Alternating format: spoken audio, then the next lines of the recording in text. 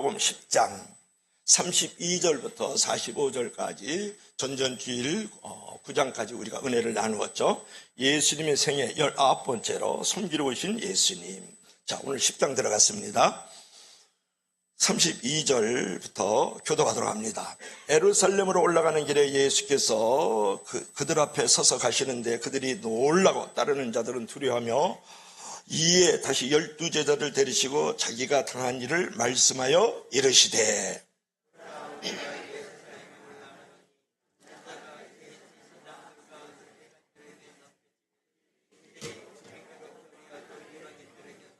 그들은 능욕하며 침뱉으며 채찍질하고 죽일 것이니 그는 3일 만에 살아나리라 하시니라.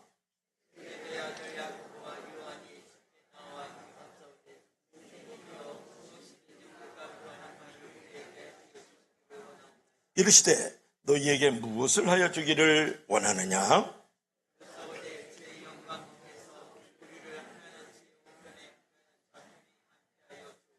예수께서 너희가 구하는 것을 알지 못하는도다. 내가 마시는 잔을 내가 마실 수 있으며 내가 받는 세례를 너희가 받을 수 있느냐?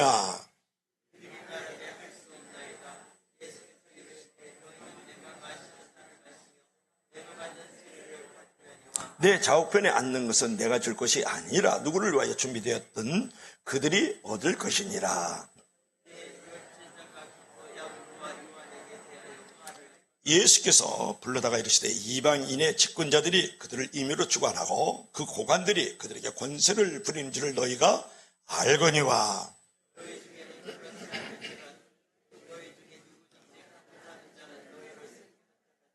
너희 중에 누구든지 으뜸이 되고자 하는 자는 모든 사람의 종이 되어야 하리라. 인자가 온 것은 섬김을 받으려 함이 아니라 도리어 섬기려 하고 자기 목숨을 많은 사람에게 대속물로 주려 함이니라. 아멘. 기도합시다. 주 하나님 아버지, 세상에 떡을 먹고 수고하다가 오늘 하늘의 양식을 먹기를 원합니다. 성령께서 말씀이 잘 들려줄 수 있도록 이끌어 주시고 마음판에 잘 새겨지고 우리의 영혼이 살아나는 귀한 양식이 되기를 원합니다. 예수님 이름으로 기도합나이다. 아멘. 우리 다 같이 한번 읽어볼까요? 시작. 주다 망하자. 다시 한번 시작. 주다 망하자. 잘 버리자. 이번에 광야교회 부흥회를 갔다 왔어요. 거기에 아주 찐팬들이 많이 있습니다. 그래서 기립박수도 받고 잘 환대도 받고 그 다음에 제가 좋아하는 양고기를 실컷 먹고 부흥회를 마쳤어요. 사례비를 20만 원을 주더라고요. 그래서 그거를 다시 임병희 목사님 사모님 주머니에 내가 지금 찔러줬죠. 광야교회 가면 항상 공연하면 사례비를 주면 다시 사모님에게 주고 와요. 용돈 주고 오죠. 근데 그 광야교회가 우리 노숙인들을 이제 먹여주고 입혀주고 돌봐주고 잠자리를 제공해 주거든요. 근데 이 광야교회 5대 비전이 있어요. 첫째로는 우리 다 같이 시작. 주다가 망하자. 자, 둘째로는 시작. 다 같이 돌자. 동네 한 바퀴. 자, 세 번째로는 사랑은 미워도 다시 한 번. 네 번째로는 버리기를 잘하라. 다섯 번째는 기도가 능력이다. 이게 광야교회 5대 비전이에요. 여러분, 주다가 망하자. 이거는 완전한 섬김과 돌봄을 말하는 거예요. 또 한 가지는 다 같이 돌자. 동네 한 바퀴. 그건 뭘 말해요? 다 같이 복음 전도를 하자. 그런 내용을 말하는 거예요. 또 한 가지가 있죠. 사랑은 미워도 다시 한번. 무슨 대중가요 나오나 노래 같은데 이 말은 뭐냐 그러면 사랑과 용서로 이 세상에 화해의 공동체를 만들어 가자. 그런 내용이에요. 그리고 제가 마음에 드는 건 잘 버리자.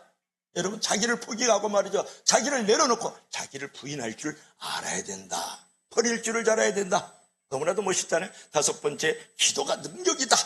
그 말은 뭐예요? 기도가 모든 문제 해결의 열쇠다.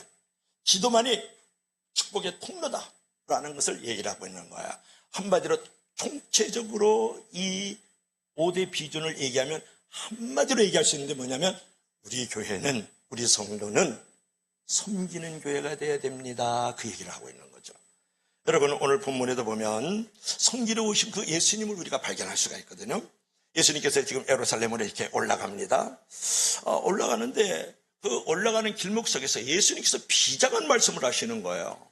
그것도 죽음의 말씀을 하신다고요? 그 예수님께서 올라가실 때 우리 사진 한번 볼까요? 예루살렘을 이렇게 올라가실 때 보면 야고보와 요한이에요. 그리고 뒤에 10명의 제자들이 같이 예루살렘으로 지금 올라가는데, 그때 예수님께서 이 제자들에게 무슨 말을 했느냐가 중요하지 않겠어요? 뭐라고 말씀하냐 그러면 내가 이제 대제사장들과 서기관들에게 넘겨줄 거야. 그리고 이방인한테 팔아 넘어간다.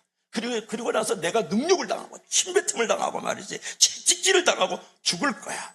그리고 나서 3일 만에 내가 살아날 것이다. 이런 말씀을 하시는 거예요. 이게 얼마나 사지의 길로 가는 거잖아요. 지금 사명의 길을 가고 죽음의 길을 지금 걸어가시려고 있는 말씀을 지금 하시는 거거든요. 그런데 이때 황당한 일이 벌어지는 거예요. 있을 수 없는 말이 지금 만들어지고 있는 거거든요. 어떤 내용이냐 그러면 그 옆에 야고보와 요한이라는 친구가 있었단 말이에요. 그때 무슨 말을 하냐면, 예수님, 우리가 무엇을 구하든지 주께서 이루어 주실 줄로 믿습니다. 그러는 거야. 거기까지는 좋아요. 그러니까 예수님께서 그래, 무엇을 원하느냐? 이렇게 물어봤단 말이에요. 그랬더니 하는 말을 들어보세요. 예수님이 영광 중에 계실 때 저를 왼편에, 제 동생은 우편에 앉아주세요. 그러니까 한마디로 예수님이 이 땅의 왕으로서 영광 중에 계시면서 영의정 자의정이 우리가 될 수 있도록 도와주시면 안 될까요? 그 말을 하고 있는 거예요. 여러분 한번 상상을 해봐요. 예수님께서 지금 죽음의 길을 가기 위해서 내가 능력을 받을 것이다. 그리고 내가 침뱉음을 당할 거야. 채찍질을 당하고 내가 죽음의 길로 지금 걸어간다. 그러면 예수님, 저희들도 함께 하겠어요. 이런 말을 해야지. 예수님, 저희들 갖다가 왼편 오른편에 앉혀주시기 바랍니다. 자의정 우의정을 시켜주세요. 예수님은 이 땅에서 왕이 되어주세요. 이런 말을 하래요. 여러분, 여기에 대해서 여러분은 어떻게 생각합니까? 이런 모습이 오늘날 전형적인 한국교회에서 보여지는 기복주의다, 그런 말이에요. 기복주의. 복을 구하기만 하는 거다, 그런 말이에요. 우리가 기도할 때 두 종류의 기도가 있어요. 하나는 무슨 기도가 있냐면 축복의 기도가 있어요. 하나님, 나의 필요한 것을 채워주소서. 이런 기도를 하는 것 중요합니다. 또 한 가지는 뭐냐면 십자가의 기도가 있어요. 하나님, 온전히 순종하게 하시고 어떤 자리에서든지 내가 희생과 섬김의 자리로 나아갈 수 있도록 저를 붙들어 주세요. 여러분, 축복의 기도를 많이 합니까? 아니면 십자가의 기도를 많이 하느냐고 물어보잖아요. 오늘 야고보와 요한은 무슨 기도를 한가요? 축복을 달라고 하는 기복의 기도를 지금 하고 있는 것을 볼 수가 있는 거거든요. 우리가 이 땅 위에 살아갈 때요, 축복의 기도도 필요하고요, 십자가의 기도도 필요합니다. 우리가 필요한 것을 얻고자 하는 거, 하나님이 그걸 우리를 무시하면서 무례하게 우리에게 대하지 않는 분이에요. 그렇기 때문에 반드시 우리에게 복을 주시는 분이시기도 하지만 중요한 것은 우리 가운데 십자가의 기도를 하는 사람은 없다는 거예요.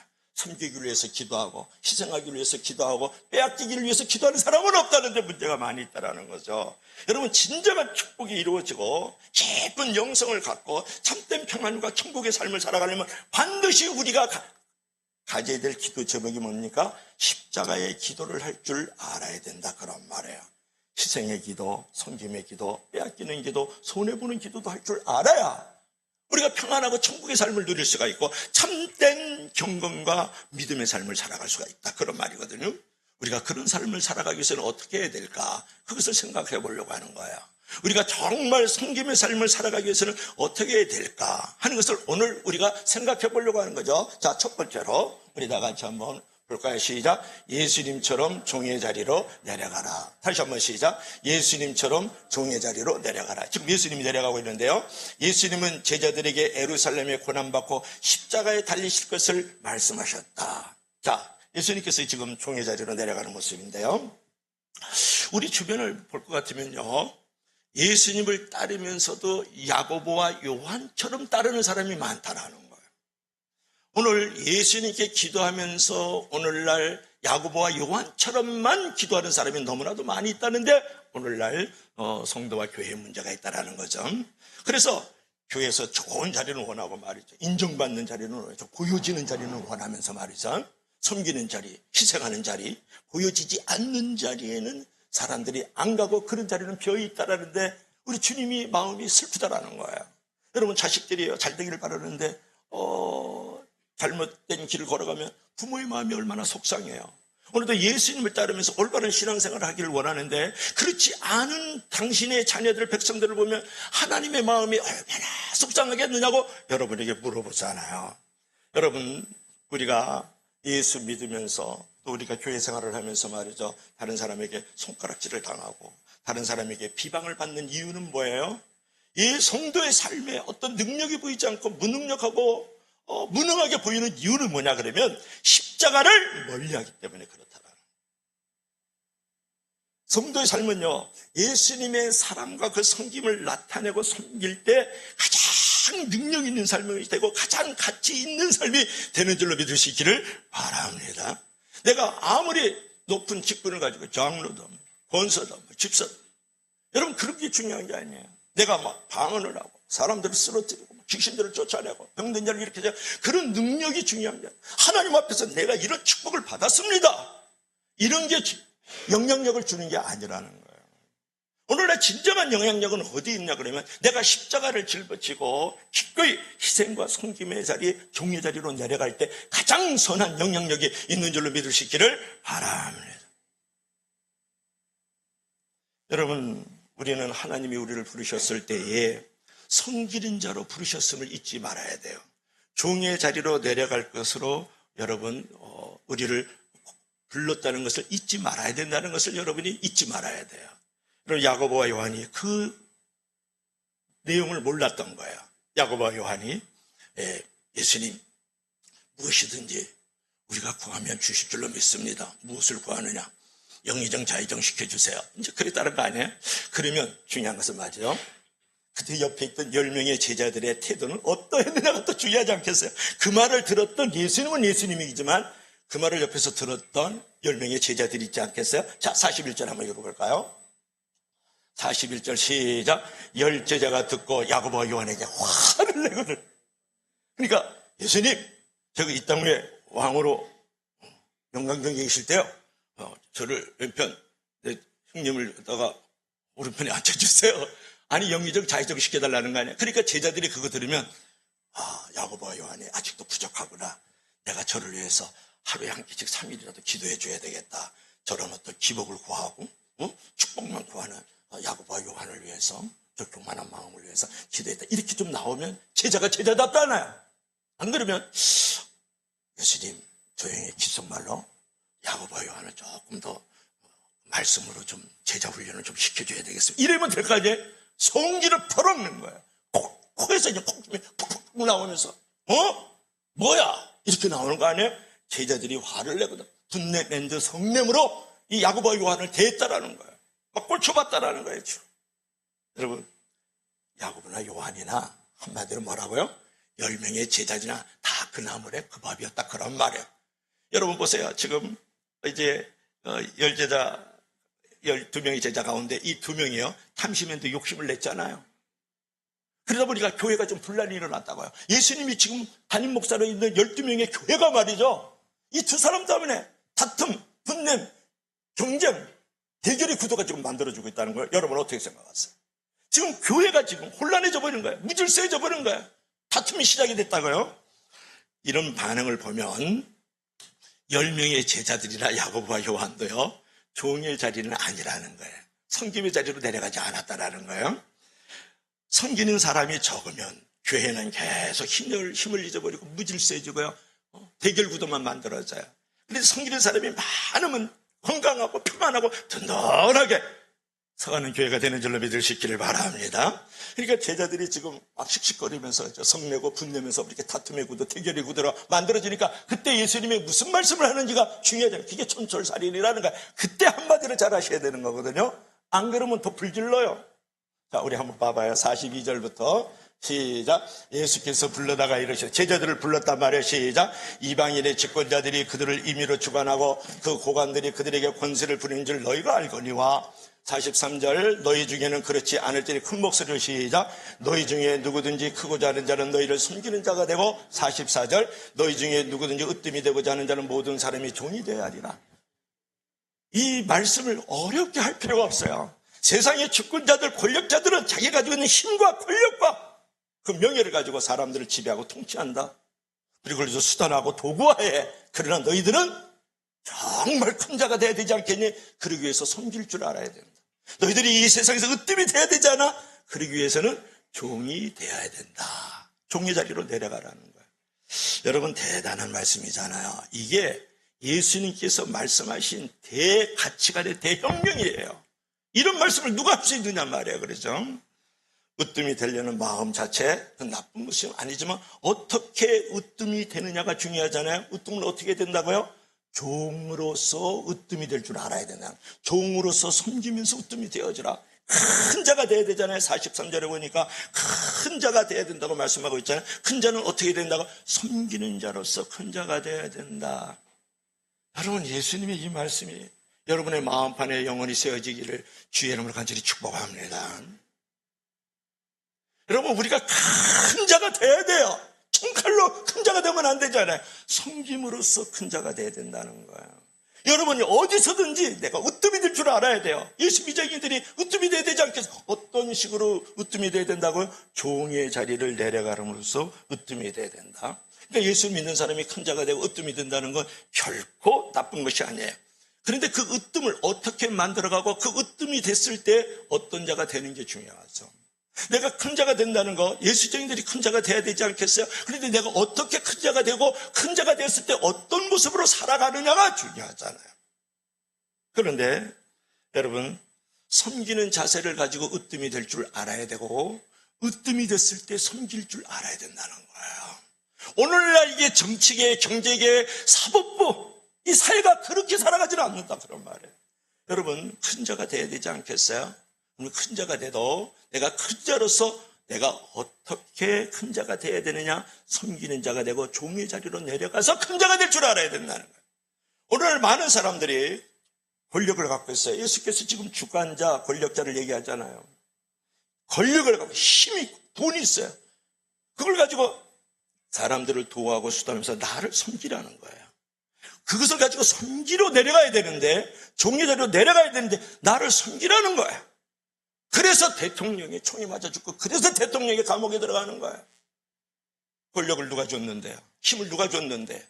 백성이 줬잖아요. 그럼 그것을 가지고 누구를 섬겨야 돼요? 백성을 섬겨야 되는, 나를 섬기라는, 자기 집단을 섬기라는 그런 정치인들, 그런 경제인들, 그런 사회인들이 되기 때문에 나중에는 형벌이 오고 스스로 저주를 만들어가는 거예요.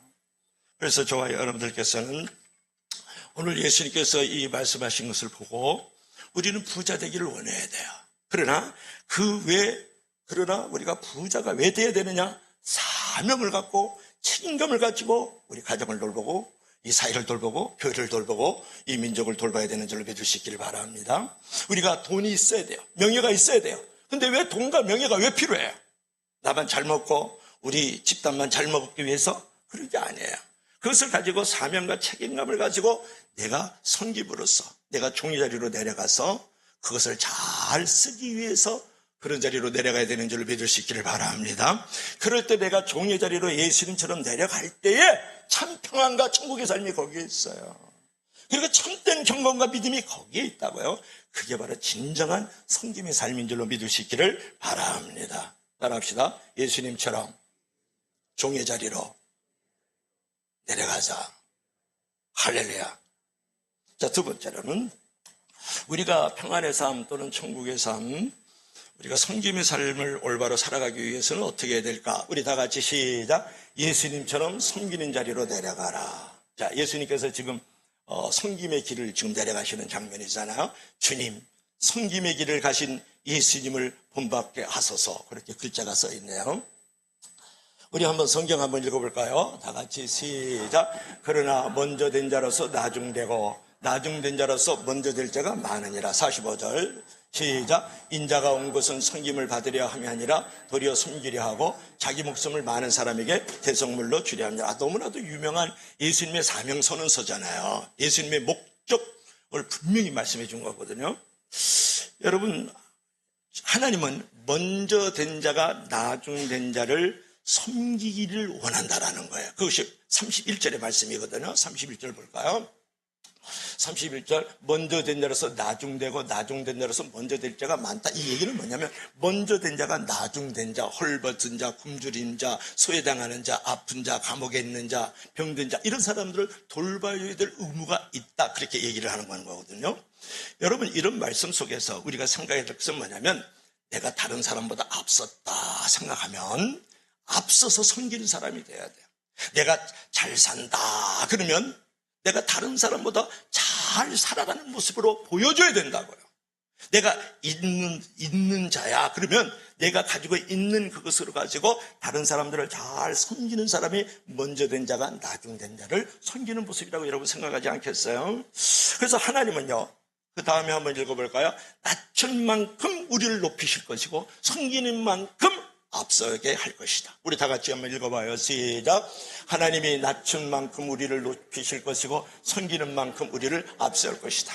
어떤 사람은 그래. 내가 자꾸 낮아지는 게 너무 비루하고 너무 안타까워요. 정말의 말씀. 하나님이 다 보고 계시고요. 사람이요, 안 보는 것 같아도 다 보고 계세요. 내가 낮춘 만큼 하나님께서 나를 높여주시는 줄을 믿을 수 있기를 바랍니다. 이 역설적 진리라는 거잖아요. 내가 섬기는 것만큼 하나님이 앞서게 만들어. 내가 앞서지 못하면 내 자손들도 앞서게 만들어 간다고요. 하나님은 얼마나 크고 위대하신 분이세요. 다시 한번 읽어봐요. 시작. 하나님이 낮춘 만큼 우리를 높이실 것이고 섬겨준 만큼 우리를 앞서갈 것이다. 얼마나 중요한 말씀입니까? 그래서 예수님께서 오늘 45절에서 분명히 말씀했잖아요. 인자가 온 것은 섬김을 받으려 함이 아니라 섬기려고 많은 사람들에게 대성물로 주려 함이니라. 45절 다시 한번 볼까요? 여기 두 종류의 사람이 있다는 거예요. 이 땅 위에는 두 종류의 사람이 있는데 한 사람은 섬김을 받으려고 하는 사람입니다.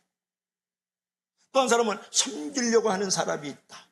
섬기기 위해서 땀과 피를 흘리는 사람이 있다는 거예요. 대성물은 뭐냐면 희생제물을 말하는 거야. 예수님의 그 속전을 말하는 거거든요. 여러분, 나의 피와 나의 땀을 흘려가지고 섬기려고 하는 사람이에요? 아니면 다른 사람의 땀과 피를 흘리게 해서 내가 섬김을 받으려고 하는 사람이냐?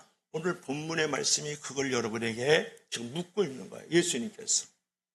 여러분, 다른 사람의 땀과 피를 통해서 내가 섬김 받으려고 하는 자리에 늘 머물고 있습니까? 아니면 내가 땀과 피를 흘려서 다른 사람을 섬기는 자리에 있느냐고 여러분에게 묻고 있지 않습니까? 예수님께서 물어보시는 말씀이 있어요. 여러분, 어느 자리에 머물고 있느냐고 여러분에게 지금 선택을 하도록 만들어가잖아요. 여러분, 으뜸이 되려고 그러고 혼자가 되려고 그러면 이제 섬기는 자가 돼야 되는데, 그럴 때 우리가 어떤 마음을 가지고 있어야 되냐 그러면 항상 겸손한 마음이 있어야 되고 자원하는 마음이 있어야 되고 희생하는 마음이 있을 때 섬길 수 있는 자리로 내려갈 수가 있는 거잖아요. 여러분, 쓴 잔을 피하려고 하고 고난의 잔, 시험 드는 잔, 괴로움 잔을 피하는 사람들이 있거든요. 그런 자리는 절대 안 내려가. 그리고 다른 사람에게 칭찬받고 다른 사람에게 보여주고 다른 사람에게 인정받고 다른 사람의 앞에서 복받는 것들을 좋아하는 자리는 하려고 하는 사람이 있거든요. 여러분, 그런 사람은 으뜸이 될 수가 없어요. 그런 사람은 큰 자가 될 수가 없다고요. 내가 하나님과 사람 앞에서 존경받고 인정받고 진정한 축복을 받으려고 그러면 다른 사람이 다 피하는 이 고난의 쓴 잔을 마실 수가 있고 고난의 쓴 잔을 베풀고 있는 그 자리로 나아가야 되는 줄로 믿을 수 있기를 바랍니다. 그러니까 정말 이 사람이 나의 친구냐, 정말 이 사람이 나의 성도냐, 내 곁에 있어야 될 사람은 딱 우리가 구분할 수 있어요. 어떻게 구분하는지 아세요? 내가 괴로울 때 함께 있어주는 사람, 내가 어려울 때 함께 있어주는 사람, 내가 슬피 울고 있을 때 함께 있는 사람은 진짜 친구예요. 그런 사람이 진짜 성도라고요. 그런 목사, 그런 성도가 되어야 될 줄로 믿을 수 있기를 바랍니다. 잘 나갈 때 함께 없어도 돼요. 잘 나가니까. 못 나갈 때 함께 있어주는 게 진짜 친구예요. 그게 진짜 성도고 그게 정말 예수정이지. 그게 정말 목사지. 여러분, 제가 한 목사를 보여주려고 그러는데 전전주일에도 한번 보여줬는데 사람 한번 볼까요? 어떤 사람? 나에게 꿈이 있습니다. I have a dream. 그러잖아요. 그죠? 자, 우리 다 같이 한번 읽어봐요. 시작. 무사람을 섬기고 사랑하다가 갔다고 말해주시오. 그래서 암살당해서 결국은 마틴 루터킹 목사님이 돌아가시거든요. 근데 마틴 루터킹 목사님께서 이제 마지막 유언적 설교를 한 적이 있어요. 한번 들어보실래요? 내가 이 세상을 떠난다면 나는 당신들에게 다음과 같은 유언을 남기고 싶습니다. 그랬어요. 내가 이 세상을 떠난다면 거창한 장례식을 하지 마십시오. 내가 이 세상을 떠난다 그러면 긴 칭찬과 인정도 하지 말아주세요. 내가 노벨상 수상이라는 것도 말하지 마시고 나의 학벌도 나의 가족도 그렇게 중요하지 않습니다. 내가 바라는 것은 마틴 루터 킹은 다른 사람을 위해 살다가 죽었다고 말해 주십시오. 나는 가난한 사람들에게 빵을 주었고, 나는 헐벗은 사람에게 옷을 주었고, 나는 감옥에 있는 사람들에게 돌봐주고 그들과 함께 있었다고 내가 떠난 다음에 말을 해 주시오. 그리고 마지막으로 무사람을 섬기고 사랑하다고 갔다고 말해 주시오. 그랬다라는 거예요. 할렐루야. 참 멋있는 분 아니에요? 여러분들도 이렇게 종의 자리로 지금 예수님께서 섬기러 왔다 그랬잖아요. 땀과 피를 흘리면서 여러분을 섬기러 왔습니다. 예수께서 사명선언을 했잖아요. 목적 있는 삶을 분명하게 선포한 게 마가복음 10장 45절의 말씀 아니겠습니까? 그렇다 그러면 예수님께서 세상의 왕이나 대통령이 돼가지고 통치하러 이 땅에 오지 않은 거예요. 우리에게 영원한 행복과 천국을 주시기 위해서 이 땅에 오셨단 말이에요. 그래서 피와 땀을 흘리신 거 아니겠어요? 그래서 우리가 기본적으로 가져야 될 것은 뭐냐면 우리가 천국의 시민권을 얻었고 우리가 하나님의 자녀가 되었고 영생과 구원을 우리가 소유하게 됐다라는 것은 예수님께서 채찍에 맞으심으로 그 일이 됐다라는 거예요. 그 채찍 맞음으로 섬겼다라는 거예요. 그리고 예수님께서 허리를 부풀리고 십자가를 지셨기 때문에 내가 천국의 시민권, 내가 하나님의 자녀 되는 권세, 또 영생을 내가 소유하게 되었다. 천국을 기업으로 얻게 되었다. 그러면 예수님께서 십자가에 달리셔서 당신의 머리를 수그리셨다고요. 십자가에 달려 죽으심으로써 결국은 우리가 하나님의 자녀 천국의 시민권을 얻고 영생을 기업으로 받았잖아요. 그렇다 그러면 우리가 해야 될 일은 뭐예요? 예수님께서는 채찍에 맞고 십자가를 지시고 십자가에 달리신 것은 우리를 위하여 섬기러 오셨다는 것을 우리에게 보여주시는 거잖아요. 그렇기 때문에 저와 여러분들도 예수님처럼 섬김의 자리로 내려갈 수 있기를 주의 이름으로 간절히 부탁합니다. 자, 마지막 세 번째로 한번 생각해 볼까요? 다 같이 시작. 예수님처럼 십자가의 자리로 내려가라. 자기 목숨을 많은 사람의 대속물로 주려 함이니라. 여기 이제 대속물이라는 건 희생의 제물을 말하거든요. 자, 다시 한번 읽어볼까요? 시작. 예수님처럼 십자가의 자리로 내려가라. 대표의 자리, 축복의 자리, 그죠? 보여지는 자리로 올라가라 그러지 않았죠? 자, 성경 한번 읽어볼까요? 시작. 여짜오되 주의 영광 중에서 우리를 하나는 주의 좌편에 하나는 우편에 앉게 하여 주옵소서. 그 다음에 시작. 인자가 온 것은 섬김을 받으려 함이 아니라 도리어 섬기려 하고 자기 목숨을 많은 사람에게 대속물로 주려 함이니라. 아멘. 오늘 이제 예수님이 우리에게 마지막으로 주시는 말씀은 뭐냐면 예수님처럼 십자가 자리로 내려가라는 거거든요. 오늘 많은 사람들이 좋은 자리를 원해요. 그리고 인정받는 자리에 원해. 축복의 자리에 원해. 보여주는 자리에 원해. 다른 사람이 나타내는 자리를 원해. 그런데 헌신의 자리에, 섬김의 자리에, 보여지지 않는 자리, 희생의 자리, 땀과 피를 흘리는 자리는 절대 좋아하지 않거든요. 여러분, 좋은 자리를 찾으려는 사람은 많아요.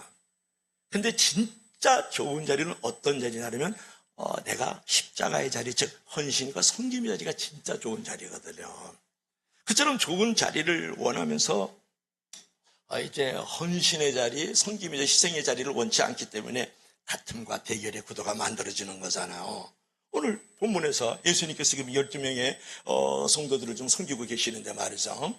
이제 야고보와 요한이 말이죠.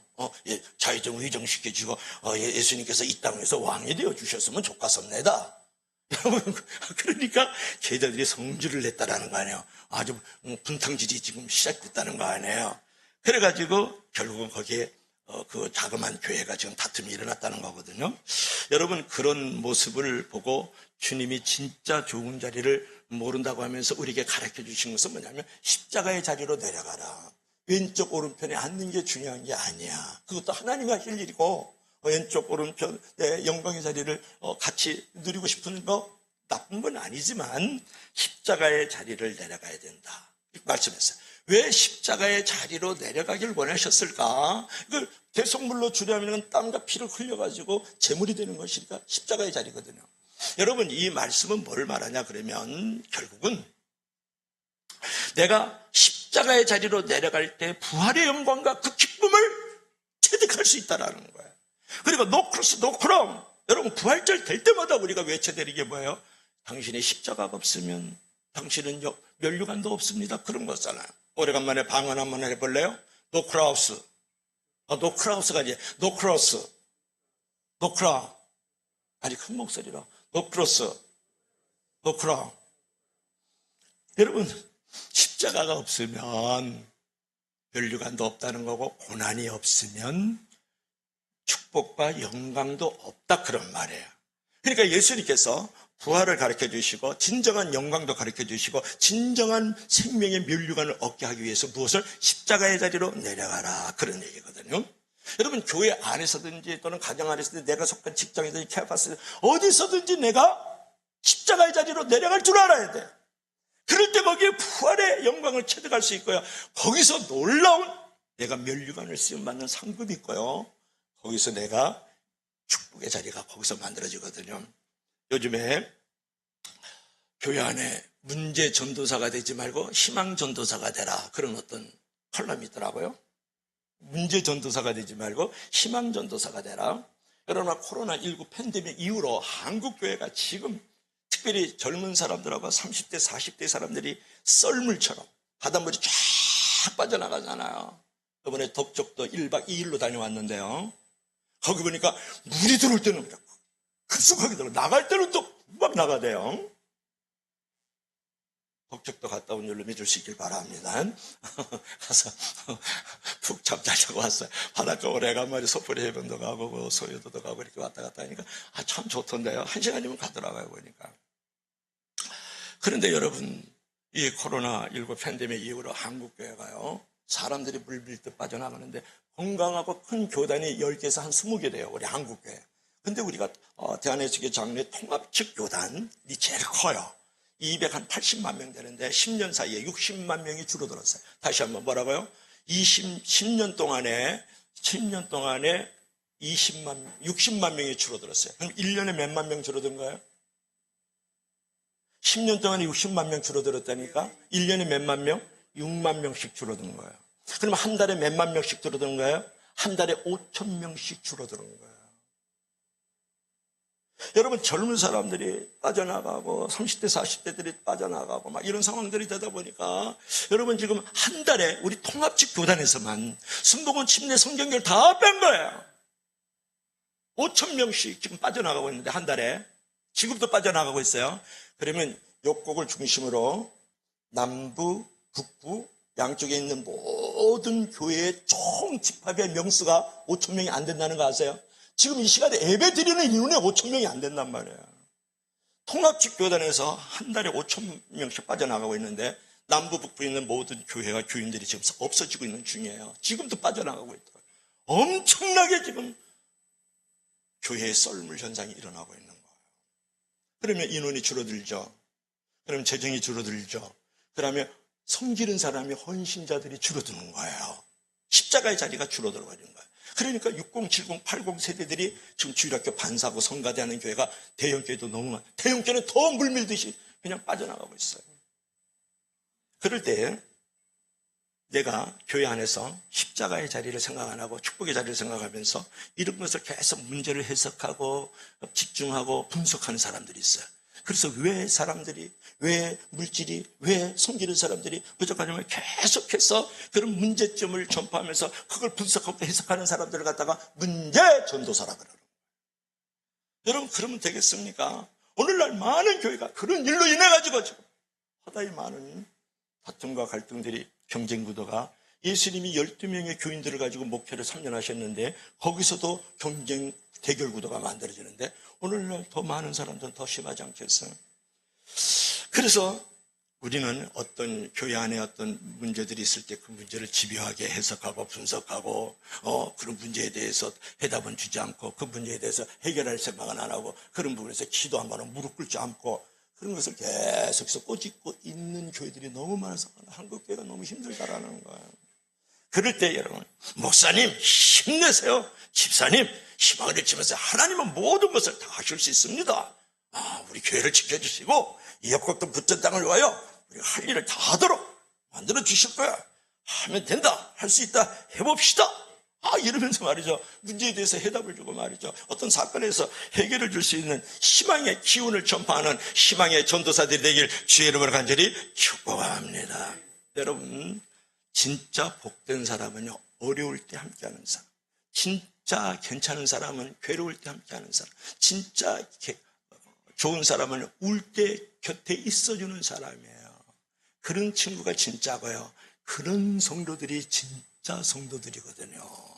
그러니까 여러분들께서 어떤 상황들이 우리 가정 안에서 문제가 발생할 수 있죠. 여러분이 교회 안에서도 그러지, 사회 속에서도 그런 일이 있어요. 계속해서 문제를 꼬집는 거. 오늘 정치인들 보면 진짜 나빠요. 난 여당 야당을 가리키는 게 아니에요. 무슨 말 한마디 하면 그걸 꼬투려, 무슨 행동 하나 하면 그걸 칼집 뜯는 이런 정치인들 본받지 마세요. 교회는 그런 데가 아니에요. 가정은 그런 데가 아니고 예수쟁이는 그러면 안 된단 말이에요. 오히려 그런 것을 기도할 줄 알고 무릎을 꿇을 줄 알고 한 끼 금식이라도 하면서 이 정치판, 경제판, 이 교회판을 돌아봐야 되지. 그럼 문제 지적하는 건요, 유치원에 다니는 애들도 다 할 수 있단 말이에요. 중요한 것은 우리가 어떤 상황에도 십자가를 지는 삶이 돼야 된다. 교회 안에, 가정 안에, 이 사회 속에 이 나라와 민족이 얼마나 많은 아픔과 고통 속에 지금 머물고 있어요. 이럴 때 내가 한 끼 금식 3일이라도 해볼 줄 알아야 되고, 새벽을 그래도 내가 한번 깨워볼 줄 알아야 되고, 밤중에 나와서 바울과 실라처럼 부리쳐 기도하고 찬송하면서 말해서 무엇을 져야 돼요? 십자가를 질 줄 아는 사람이 돼야 된다는 거예요. 예수께서 겟세마네 동산에 올라가시잖아요. 땀방울에 핏방울에대로 십자가를 지기 위해서 기도하시잖아요. 십자가의 자리로 내려가신 거라고 말해요. 믿으시면 다 같이 아멘 하시기 바랍니다. 그래서 여러분, 힘들 때, 괴로울 때 그 자리를 피하지 말고 그 자리에 함께 있어주는 십자가의 자리로 내려가면 하나님이 그런 사람에게 반드시 부활의 기쁨을 주시고 영광의 통로로 사용하여 주시는 줄로 믿을 수 있기를 바랍니다. 제가 우리 통합측이니까요, 한 분을 소개하고 싶은데, 이번에는 외국 사람의 목사님이 아니고 우리나라 목사님인데, 누굴까요? 이거 나왔네. 시작. 다시 태어나도 이 길을 걸을 것입니다. 칼날이 나를 기다리고 있는 한 그 칼날을 향해 내가 나아가리라.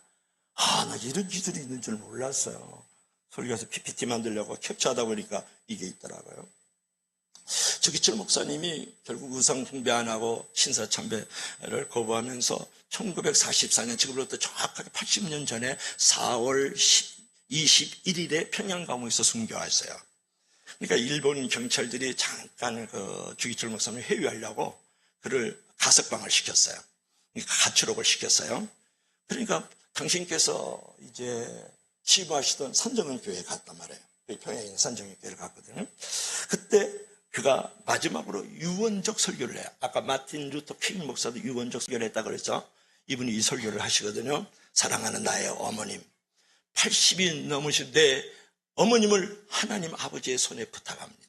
나의 병든 아내와 어린 자식들이 또 나의 사랑하는 교우들을 하나님의 손에 부탁합니다.